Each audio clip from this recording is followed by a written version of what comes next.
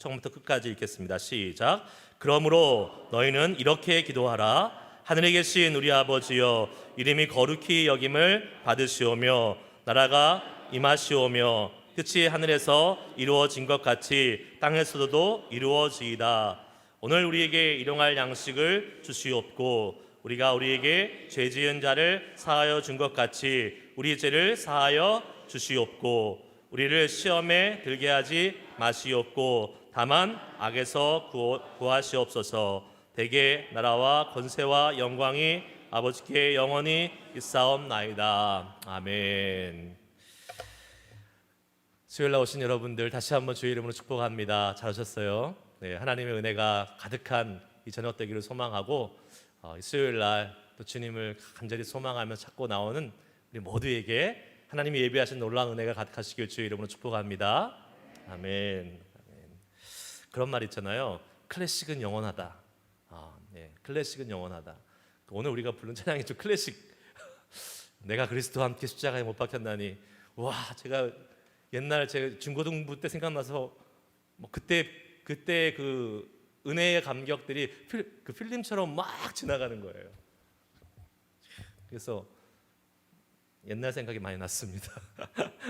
옛날 그때 정말 하나님한테 뜨겁게 순수하게 정말 예수 믿고 헌신하고 막 이랬던 기억이 나는데 하여튼 이렇게 오래된 곡들을 부르는 건 전 좋은 것 같아요.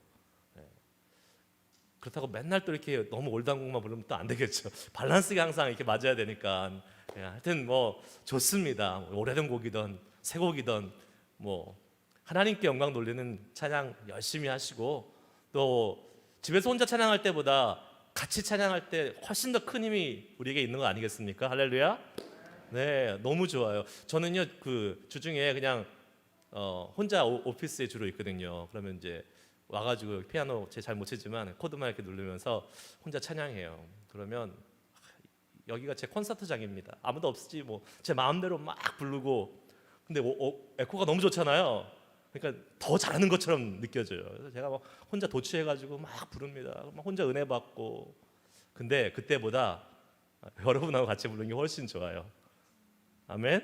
믿음의 성도들이 같이 동역하면서 한 마음으로 부르는 찬양 하나님이 기뻐하십니다. 그 찬양 가운데 놀라운 하나님의 역사가 있는 줄 믿습니다.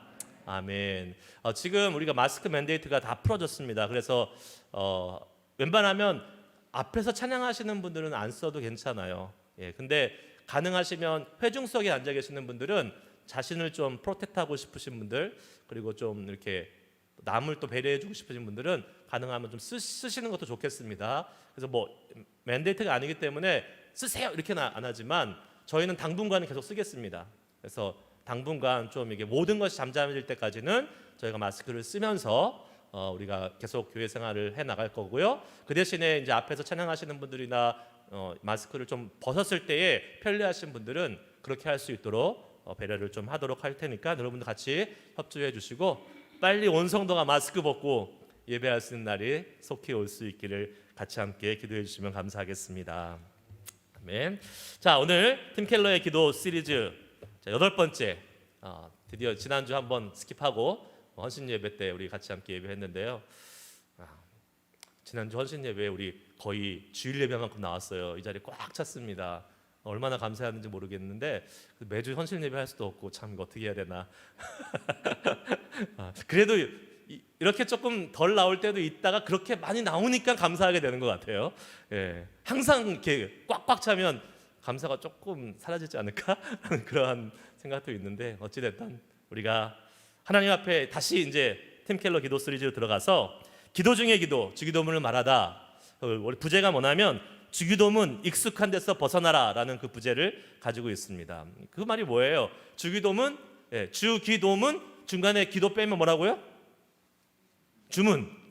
주문처럼 되어 있는 이 주기도문이 우리에게 어떻게 능력으로 나타날 수 있을까? 주문은 어떻게 해요? 익숙하게 그냥 매번 하듯이 그냥 아무 의미 없이 입으로 그냥 읊조리는 게 주문이잖아요. 그러니까 우리 기독교인들의 주기도문도 주문이 돼버리는 경우가 너무나 많습니다. 왜요? 모임 끝날 때 주기도문 해야 끝나는 그 전형적인 그 패턴. 주기도문이 주님의 기도를 묵상하는 게 아니라 모임이 끝나는 시그널로 그냥 자리가 잡은 이러한 상황에서 여러분 모임 끝날 때 주님의 기도를 깊이 묵상하시면서 기도하십니까?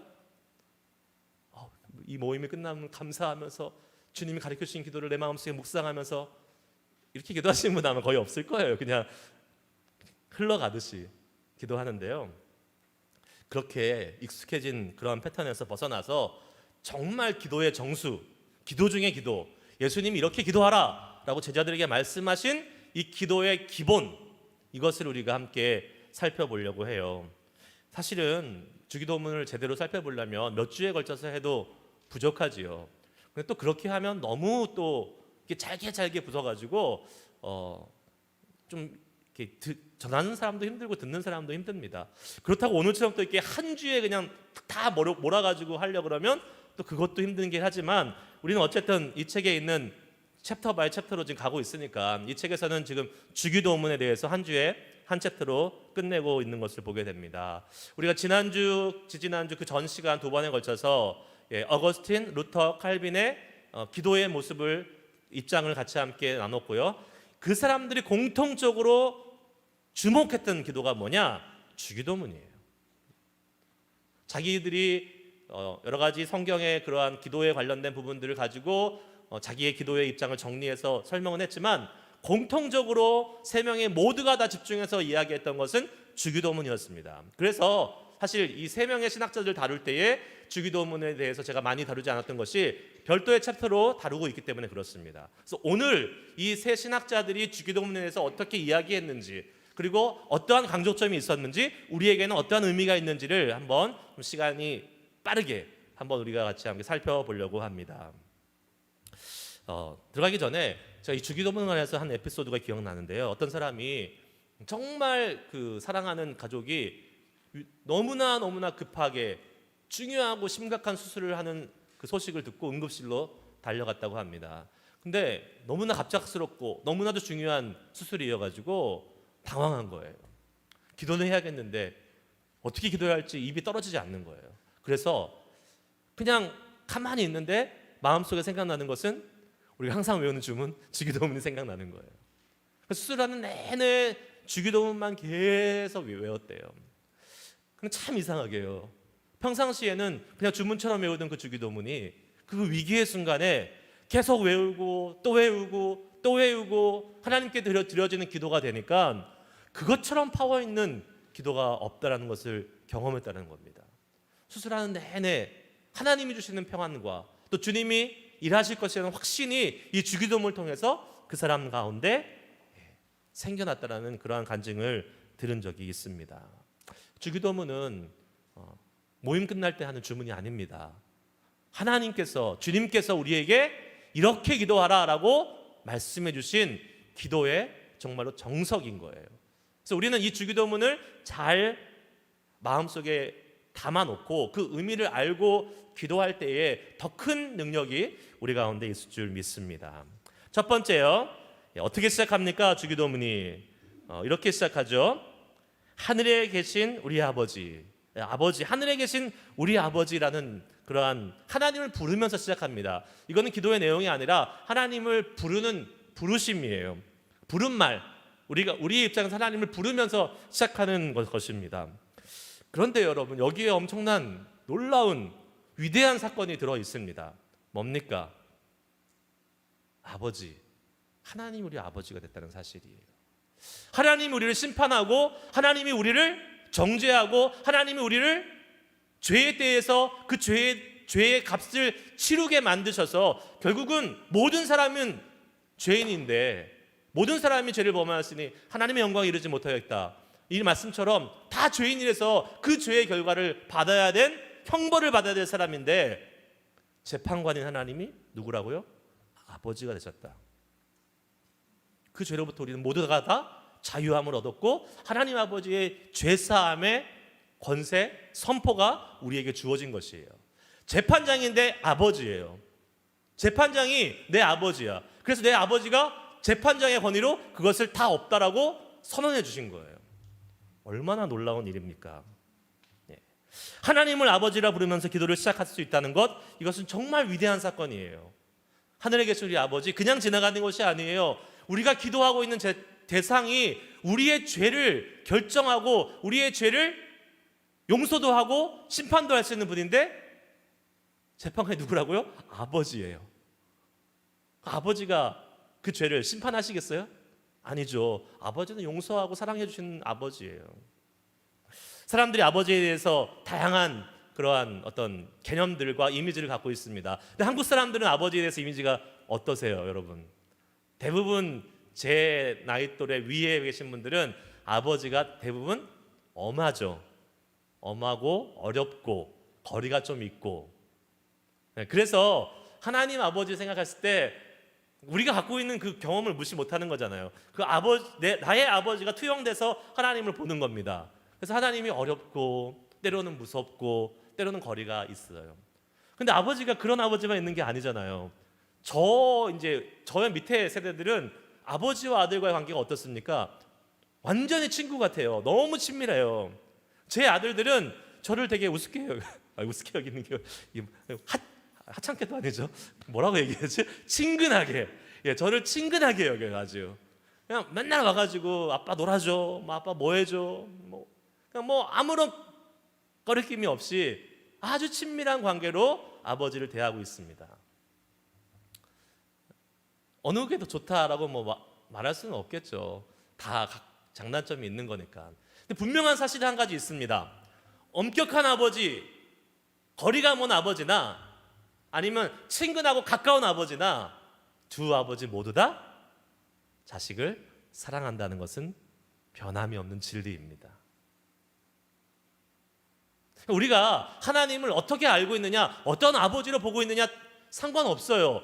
하나님은 내가 우리 하나님 아버지를 엄하고 좀 무서운 아버지를 알고 있어도 그 하나님은 우리를 아버지로서 사랑하시는 거고, 친근한 친구 같은 언제나 달려갈 수 있는 그런 아버지로 알고 있어도 여전히 그 아버지는 우리를 친밀하게 사랑해 주시는 좋으신 분, 너무나도 사랑이 많으시고 우리를 누구보다도 아끼시는 분이라는 것을 믿으시길 주의 이름으로 축복합니다. 그 아버지께 우리가 기도하는 것입니다. 두 번째, 이름이 거룩히 여김을 받으시오며. 이름이 거룩히 여김을 받아달라고 간구하는 것은 좀 이상한 말이 같습니다. 이 말이 안 되는 말 같아요. 왜요? 하나님의 이름은 이미 거룩해요. 그렇죠? 이름이 거룩히 여김을 받아달라고 하나님의 이름을 부르는 그 자체, 하나님의 이름 자체가 거룩한데 우리가 거룩하게 해달라고 해서 거룩하게 되고 말고의 문제가 아닌 거잖아요. 좀 이상합니다. 그런데 이것을 루터는 이렇게 이해했습니다. 어떻게 이해했냐? 그분의 이름을 사용하는 우리의 마음가짐이 항상 거룩한 것은 아니다. 그러니까 하나님의 이름 자체는 거룩한데 그분의 이름을 부르는 우리가 거룩하지 않기 때문에 우리를 통해서 나타나는 하나님의 이름이 거룩해지려면 우리가 하나님의 이름을 거룩히 여김을 받아달라고 계속 간구하고 우리 자신을 리마인드하는 그러한 작업이 필요하다라고 이야기해주고 있는 것입니다. 즉 우리 크리스찬들이 존귀한 주의 이름을 품은 존재로서 선하고 거룩하신 하나님을 대표하면서 이 땅을 살아가고 있는데 그 부르심 받은 크리스찬, 하나님의 아들로서의 호칭에 누를 끼치지 않도록 우리 스스로 거룩해질 수 있는 힘을 주시도록 하나님께 구해야 된다. 그것이 바로 이 의미라는 것이지요. 크리스찬으로서 거룩한 삶을 살아서 주님의 이름을 높여드리고 더 많은 이들이 하나님께 영광을 돌리며 그분의 이름을 부르게 하는 그러한 요청, 이것이 바로 루터가 이해한 이름이 거룩히 여김을 받으시오며 라는 그러한 의미였습니다. 그러면서 칼빈은 어떻게 이해했냐면 이것은 은혜 받은 사람이 당연히 살아가는 삶의 모습이다.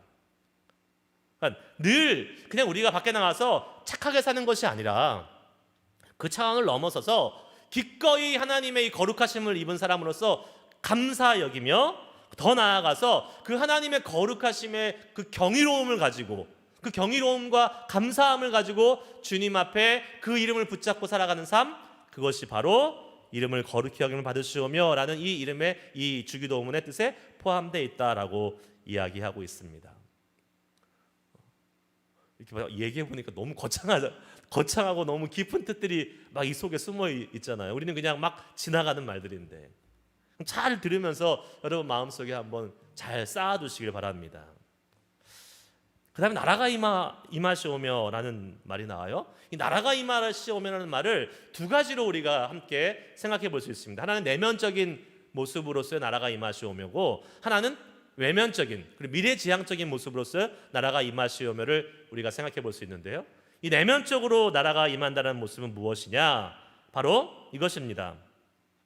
칼빈은 하나님의 나라가 임하는 그 통로를 두 가지로 봤는데, 첫째는 우리의 마음의 정욕을 제어하는 성령님을 통해서, 또 다른 하나는 우리의 생각과 우리의 그러한 어떤 지혜와 지식들을 바로잡아주는 하나님의 말씀을 통해서, 결국 이제 나의 내면을 초점을 맞춰져 있는 거예요. 그것을 통해서 하나님의 나라가 우리 안에 실현될 수 있다라고 이해했습니다. 성령님과 하나님의 말씀을 통해서 우리가 이 하나님의 나라가 이루어진다라고 이해했다면, 루터는 여기에다가 다른 의미를 부과합니다. 무엇이냐?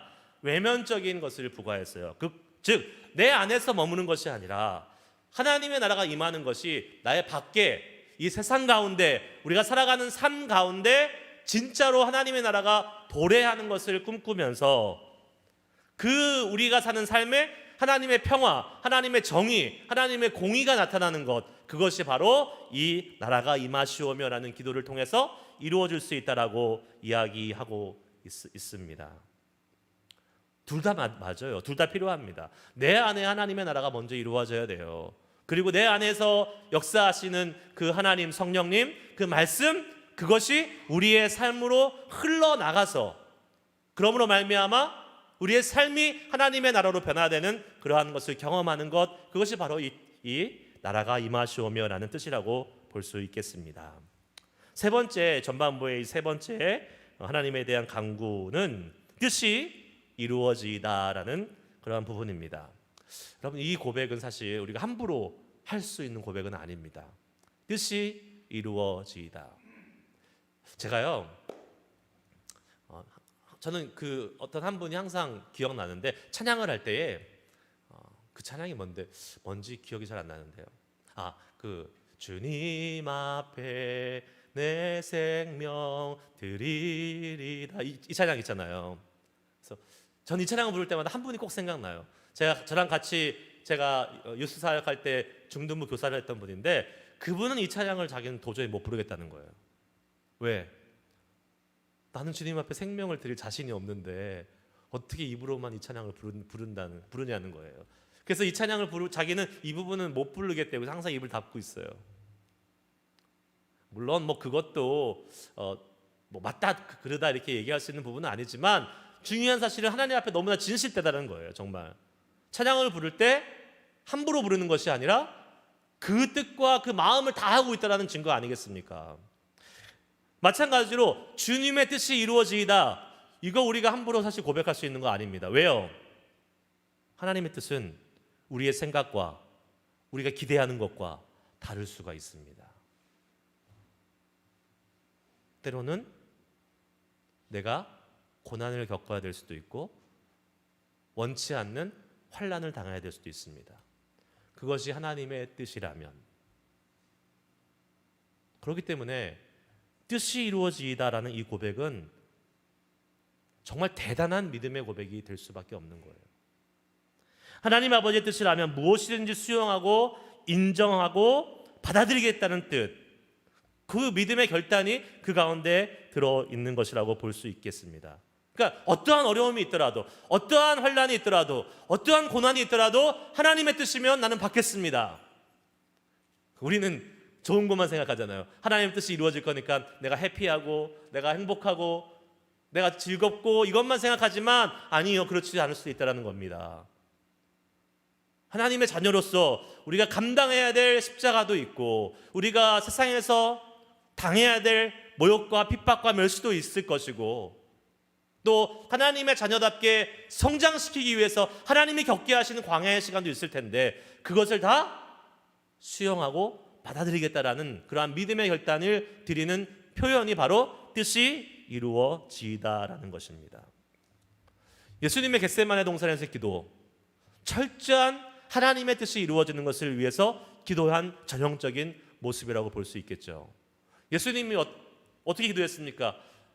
그게 얼마나 힘들고 얼마나 어렵고 고통스럽다는 것을 아셨어요. 십자가가 할 수만 있거든. 이 잔을 나에서 지나가게 하시옵소서. 주님이 이제 하나님께 아버지 이게 하나님의 뜻인 걸 알지만 웬만하면 그냥 나도 그냥 패스하고 싶어요. 지나가고 싶어요.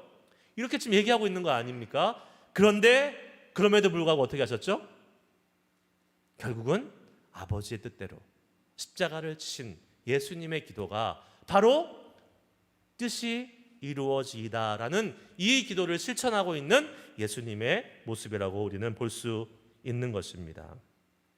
즉 아무리 어렵고 힘들어도 어떠한 상황이 벌어져도 그것은 하나님의 뜻이니까 나는 그 뜻대로 순종하며 가겠다라는 이 믿음의 결단이 들어있는 기도라는 것이죠.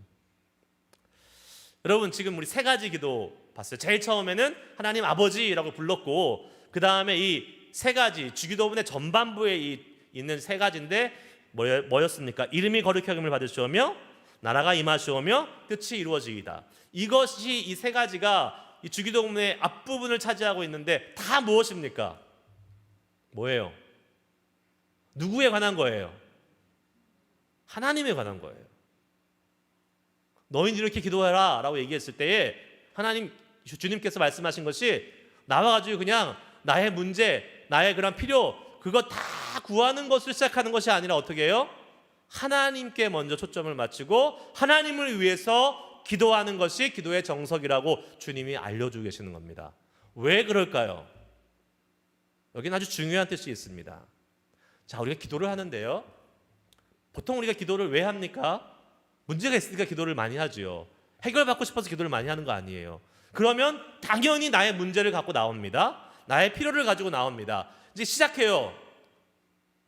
그러면 우리가 믿음을 가지고 하나님께 나와서 하나님을 봐야 되는데 계속 나의 문제를 앞에 던져놓고 그 문제를 이렇게 쌓아놓고 하나님을 보려고 하니까 하나님이 안 보이고 뭐가 보이는 거예요? 계속 문제와 필요와 부족한 것만 보이는 겁니다.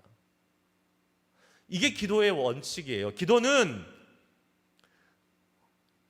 먼저 그의 나라와 그 일을 구하라. 그리하면 이 모든 것을 너희에게 더하시리라. 아멘. 이거 무슨 말씀이죠?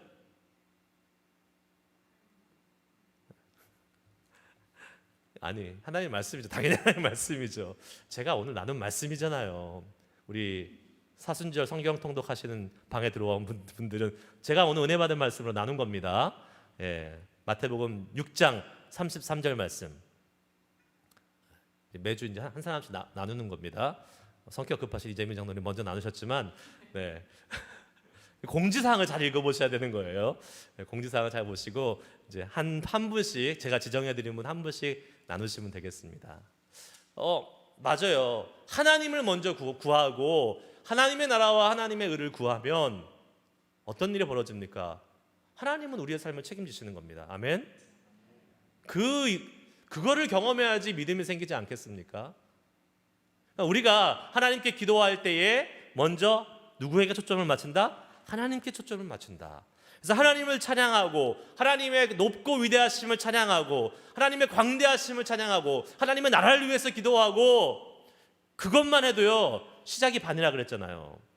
우리의 기도는 하나님으로 가득 차는 거예요. 그러면 그 기도에는 하나님의 능력이 나타나지 않을 수가 없는 겁니다. 내 문제, 내 염려, 내 근심 다 쌓아놓고 맨 마지막에 하나님 이것 좀 해결해 주세요. 그거는 잘못된 겁니다. 순서가 잘못됐고 기도의 그러한 양도 잘못됐고 그래서 주님이 가르쳐 주신 이 주기도문의 샘플을 따라서 우리는 주 앞에 나아갈 때에 늘 하나님께 초점 맞추는 기도. 대표기도 마찬가지입니다. 여러분 제가 대표기도 말씀드렸잖아요. 우리 제지구 여러분들 대표기도 내 개인 기도 시간이 아니에요. 내 개인 기도도 이렇게 하면 더 좋아요.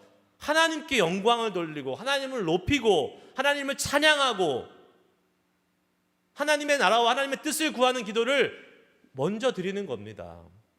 나오자마자 하나님 우리 이 문제 있고 저 문제 있고 이거 해결해 주시고 저거 해결해 주시고 물론 그 기도도 하나님 안 들어주시는 아니겠죠.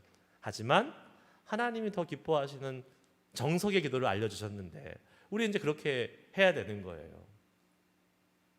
그것이 하나님이 기뻐하시는 기도입니다.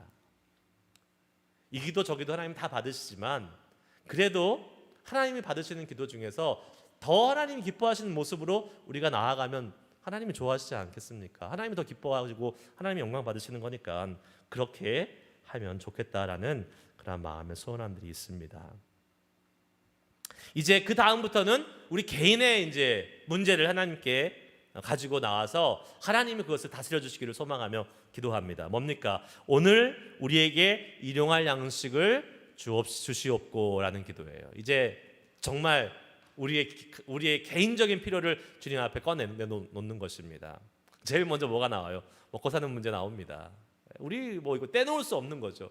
우리가 사는데 먹고 사는 문제 이거 떼놓고 살 수는 없는 거예요. 그런데 이 일용할 양식을 달라는 이 말씀에 있는 의미를 잘 알아야 돼요. 자, 우리가 하나님 앞에서 절대로 욕심 부리지 말라는 겁니다. 일용할 양식이라 그랬어요. 쌓아두고 남겨두고 사치 부리고 이것이 아니라 잠언 30장 8절에 있는 것처럼 오직 필요한 양식으로 나를 먹이소서라고 이 말을 말씀하시는 것처럼 나를 가난하게도 마시고 부하게도 마시고 적당하게 먹고 살 만큼 하나님 허락해 주셔서 내가 하나님 안에서 만족하고 자족하면서 일용할 양식을 누리게 하여 주시옵소서라는 그러한 마음으로 지금 기도를 해야 된다는 것을 의미하지요. 그러니까 여기에는 반드시 필요한 것이 있습니다. 그것이 뭐냐? 사람은 다 늘 더 갖고 싶어 하잖아요. 일용할 양식보다 더 갖고 싶어 해요. 그렇죠? $100 받았는데 $200 준다 그러면 여러분 어느 걸 선택하시겠어요?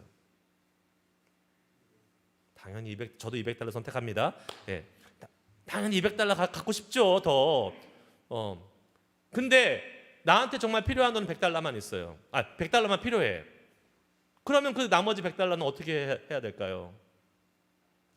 우리 안에 주님으로부터 오는 만족이 있을 때에 주님으로 만족합니다. 주님 한 분만으로 족하며 그분을 신뢰하는 마음이 있을 때에 $100만 받고 딱 거기서 멈출 수 있는 거예요.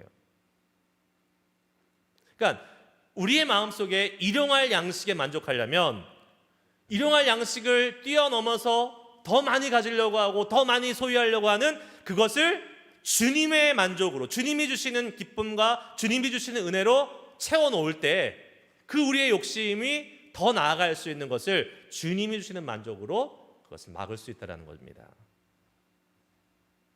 여기에 루터는 조금 더 큰 의미로 이것을 해석해요. 어떻게 해요? 우리에게 일용할 양식을 달라고 말씀하잖아요. 나에게 일용할 양식이 아니라 우리 공동체의 의미로서 해석합니다. 무슨 말이냐? 자, 이 땅에 사는 모든 사람들이 일용할 양식을 받아야 된다는 걸 의미해요.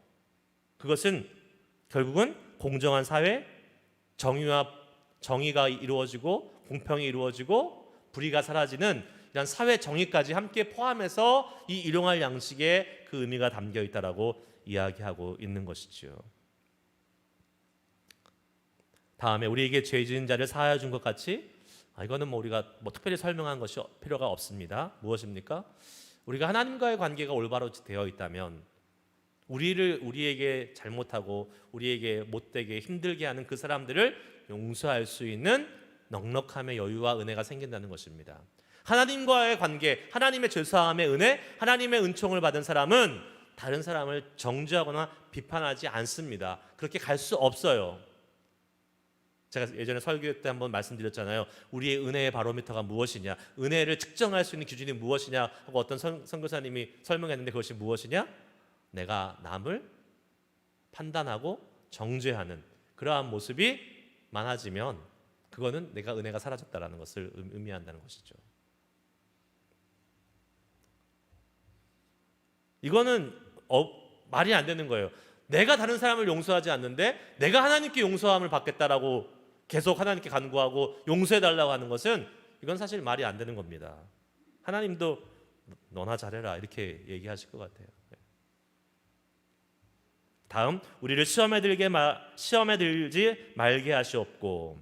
이것은 시험에 들지 않는 사람이 어디 있겠습니까? 시험이 찾아오는 것은 다 누구에게나 찾아오는데 그 시험에 우리의 마음을 내어주지 말자라는 그러한 의미라고 어거스틴이 이것을 해석했어요. 그러니까 이 시험은 여러 가지로 이야기할 수 있습니다. 시련과 역경으로도 해석할 수도 있지만 동시에 시련과 역경뿐만 아니라 우리가 잘 먹고 잘 사는 풍요로움도 동시에 또한 시험이 될 수 있다는 겁니다. 왜요? 둘 다 죄 가운데 빠질 수 있기 때문에 그렇습니다. 시련과 역경은 우리의 믿음이 연약해서 넘어지고 하나님에 대한 믿음을 약하게 만들어서 거기서 그냥 주저앉아 버릴 수 있는 죄의 영향력 가운데 들어갈 수 있고, 또 풍요하고 많은 것을 통해서 하나님으로부터 멀어져서 그것에 그냥 만족하고 그것에 주는 유익함만 누리고 있는 그러한 모습들. 결국은 시험은 우리 가운데 계속 다가올 텐데 그 시험에 우리의 마음을 빼앗기지 않고 우리의 마음을 지켜나가면서 계속해서 이 시험을 물리치며 시험을 단호하게 거부해야 된다라는 말을 하고 있는 것이지요.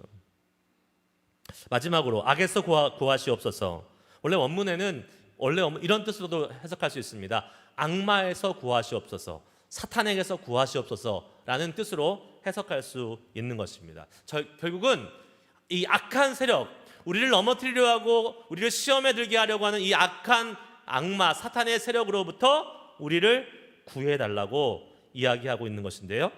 이 악마의 사단의 세력들, 이 세상을 지배하려고 하고 있고 이 세상에서 거짓된 영향력을 계속 주고 있는 이 사단의 영향력으로 나타나는 폐허들 있잖아요.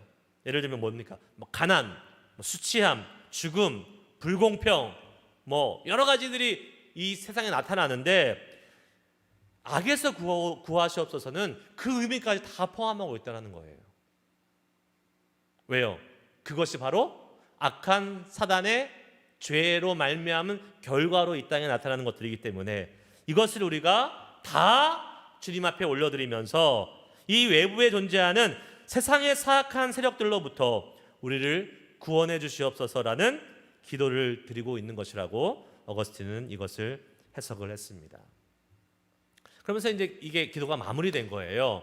그리고 나중에 오늘 말씀에 보면 가로쳐 있잖아요. 나라와 권세와 영광이 아버지께 영원히 있사옵나이다. 왜 가로쳐 있을까요? 궁금하지 않으세요, 여러분?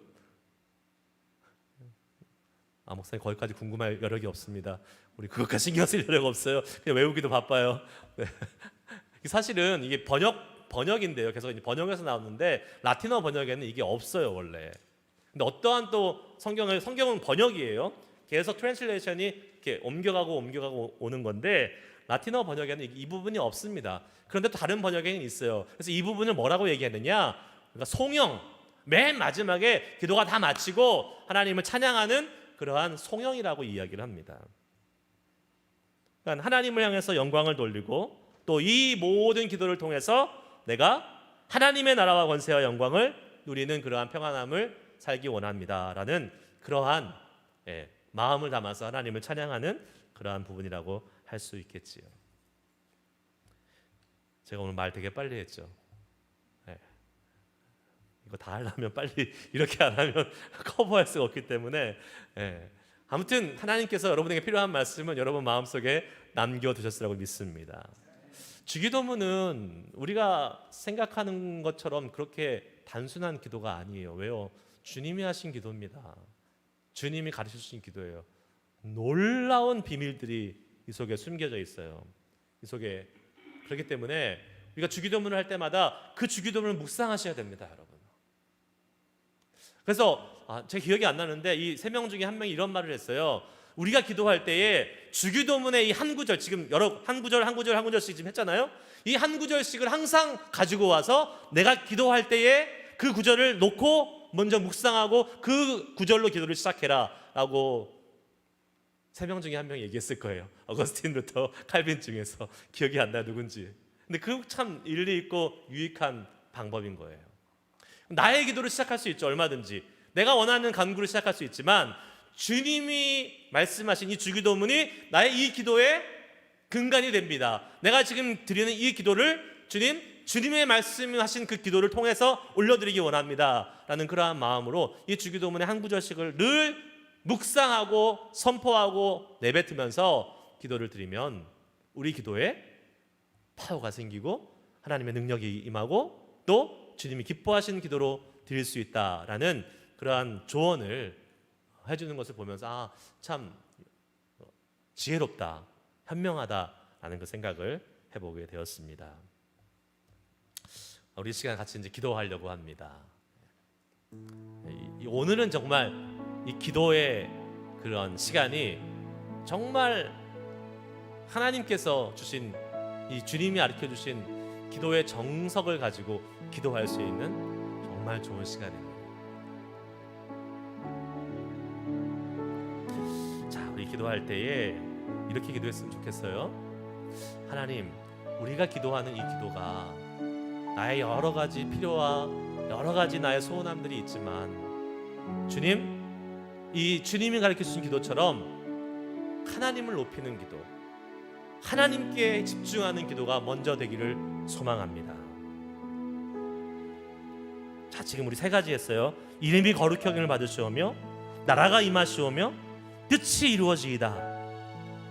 이 기도가 우리 가운데 이루어지길 소망하면서 하나님 앞에 이 시간 기도하며 나아갈 때에 여러분 한번 그렇게 기도해 보세요. 하나님을 찬양하는 기도, 하나님을 송축하는 기도, 하나님을 높여드리는 기도 마음껏 올려드려 보십시오. 그러면 아까 말한 대로 이 모든 것을 너에게 더하시리라 하는 그 주님의 놀라운 말씀이 우리의 삶 가운데 이루어지고 우리의 기도 가운데 이루어지는 위대한 역사가 일어날 줄 믿습니다. 이 시간 우리 찬양 하나 부르고 같이 기도할 텐데요. 마지막 불렀던 우리 보좌 앞에 모였네. 구원하심이 보좌에 앉으신 우리 하나님과 어린 양께 있습니다. 하나님을 찬양하는 찬양이에요. 하나님의 그 권세와 능력을 찬양하는 찬양 아닙니까? 이 찬양 드리고 우리의 기도 가운데 이 찬양을 담아서 하나님을 높여드리고 송축하는 기도, 정말 주님을 향해서 우리가 간절히 올려드릴 수 있는 시간 되기를 소망합니다. 같이 함께 찬양하시겠습니다.